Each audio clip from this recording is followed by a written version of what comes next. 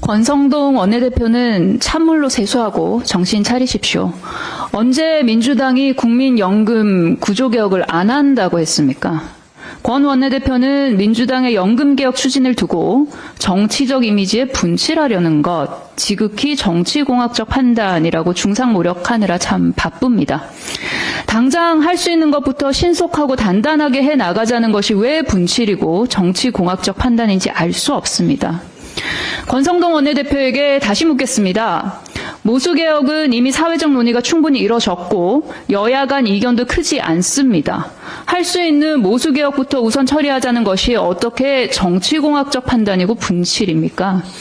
현재 연금 부채는 하루 885억 원, 매월 2조 7천억 원씩 불고 있습니다. 연금체계 전반을 개편하는 구조개혁까지 한 번에 하려면 논의가 복잡하고 현재는 대행의 대행체제지 않습니까? 이 체제에서는 결론을 내리기가 불가능합니다. 국민의힘 안상훈 의원은 대통령실 사회수석 시절에 선진국 사례를 보면 구조개혁은 아무리 빨라도 10년이 걸린다라고 말한 바 있습니다. 말 그대로 구조개혁은 중장기적인 논의가 필요한 사안입니다. 국민의힘은 국회 연금특위를 구성해 구조개혁과 모수개혁을 함께 논의하자며 사실상 개혁을 또다시 미루고 있습니다. 구조개혁까지 동시에 하려면 연금개혁이 또 표류하게 됩니다. 개혁을 하지 않겠다는 말과 다름없습니다. 지극히 정치공학적 판단과 분칠은 국민의힘이 하고 있습니다. 게다가 국민의힘이 금과 억조로 여기는 정부의 연금개혁안에 구체적인 구조개혁 방안이 담겨 있습니까?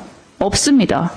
연금개혁안이라고 발표한 것이 어떻게 하면 연금을 덜 줄지에 대해서 술렁술렁 대충대충 끄적거린 쪽지 메모 수준 아니었습니까? 즉 지금은 구조개혁안조차도 마련이 안 돼 있는 상황입니다.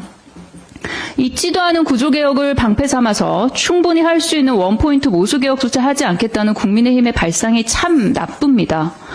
국힘 입장에서는 또 권성동 원내대표 입장에서는 한낱 가벼운 정치질, 선동질에 지나지 않을지 몰라도 힘겨운 하루하루를 버티고 견뎌내는 그래서 괜찮은 노후는 꿈조차 못 꾸고 있는 대한민국 평범한 국민들께는 이런 말 한마디 한마디 자체가 고통이고 상처입니다.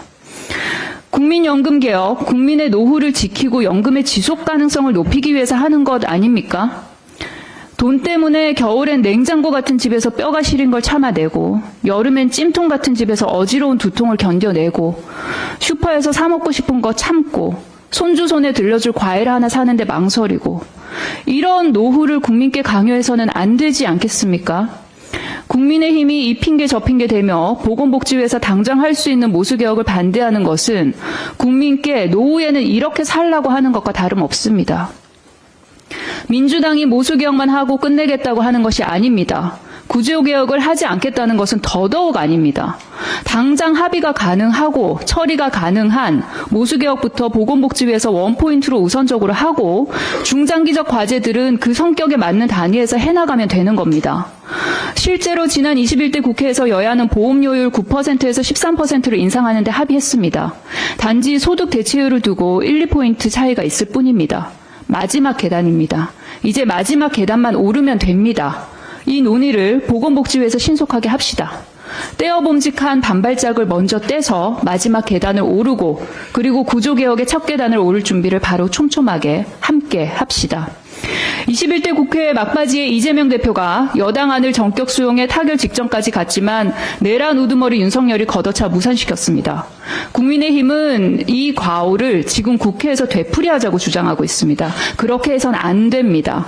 특위 구성과 구조개혁 병행이라는 분칠과 정치공학적 판단으로 당장 할 수 있는 연금개혁 지연시키지 마십시오. 우리 국민들 노후에 겨울은 조금은 더 따뜻하게, 여름은 조금은 더 시원하게 종종 먹고 싶은 것도 사 먹고 손주 입에 맛난 것도 넣어줄 수 있도록 해드립시다. 그 첫문이 바로 보건복지위에서 모수개혁을 빠르게 해내는 것입니다. 국힘도 모르지 않지 않습니까? 함께 그 문을 열어갑시다.